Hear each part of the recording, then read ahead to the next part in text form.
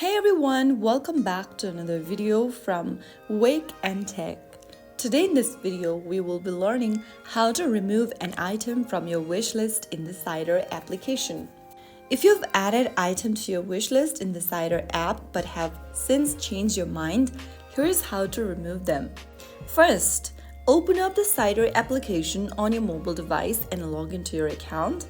Now click on the Wishlist button at the bottom of the screen, and this will bring up all of your wish list on the page. To remove a wish list, select one of the items and tap on the little heart icon.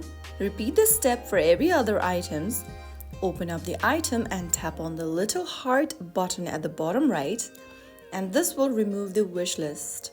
So that's how easy it is to remove the item from wish list on Cider application.